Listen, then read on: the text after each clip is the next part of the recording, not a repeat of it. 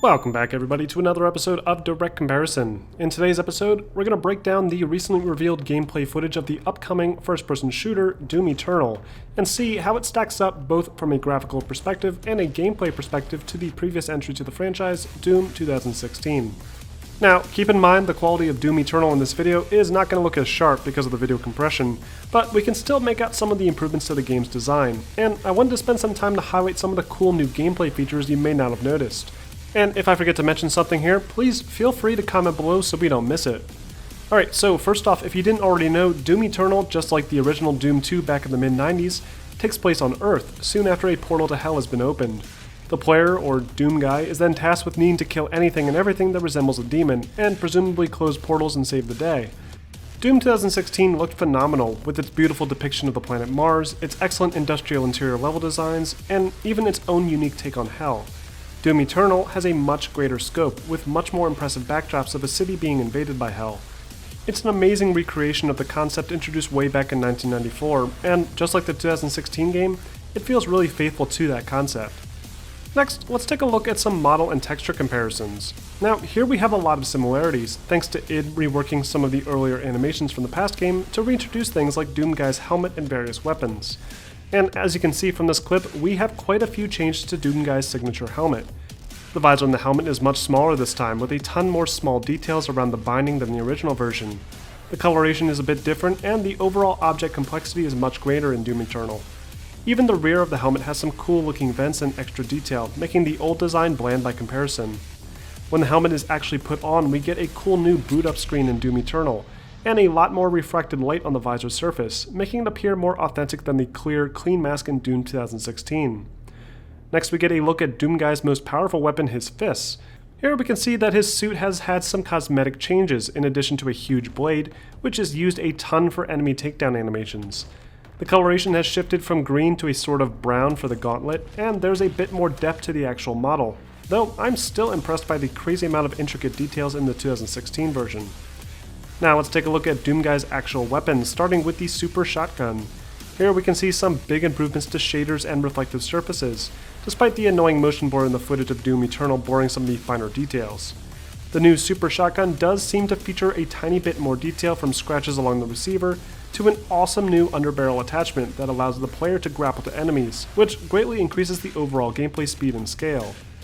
Arenas are much bigger than they were before, with a ton more enemies to shoot at and a lot more verticality that just wasn't practical in the 2016 version.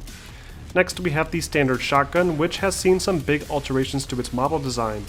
It's also had a few changes to its abilities, including the underbarrel grenade launcher and its burst fire alternate fire. The grenade launcher previously would explode on impact.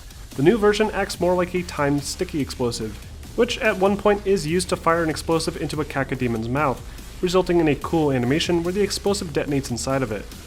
The new shotgun also has an automatic fire mode, which fires with a rotating barrel mechanism much like a minigun, which can be used to completely obliterate things like this pinky. Then we have the assault rifle, which has also undergone a ton of cosmetic changes, while still being recognizable. The weapon color has changed from a bland brown to a dark red, and the scope has been altered to appear smaller. The weapon itself seems to behave exactly the same way though.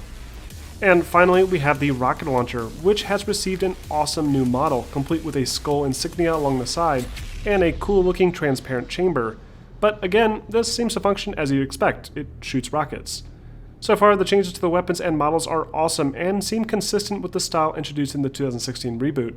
But it doesn't stop there. Let's take a look at the demons and how they've changed. First, we have the Possessed, which function as very simple zombie-like enemies. These behave the same way, but have a bit of a different appearance, consistent with the new Hell on Earth setting. The soldiers are the exact same way. Instead of looking like strange space ogres like in Doom 2016, the soldiers in Doom Eternal look closer to the original design from the old 90s Doom games, with red eyes and all. Other returning enemies include the Mancubus, the Cacodemon, and the Hell Knight, all with some updates to their designs. Doom Eternal, just like 1994's Doom 2, also introduces some new demons to the roster, including smaller spider demons and the Archvile, in addition to some brand new demons that I don't recognize, like these harpy-looking demons. Other interesting additions that I noticed include some additions to the game's climbing mechanics, allowing you to climb up designated walls and the ability to swing from a bar to reach a distant platform. Now, I'd like to give you guys some sound comparisons between the games, but since I can't remove the music from the audio, I'll just play some short clips with both the sound effects and music intact. Which game's overall sound design and music sounds better?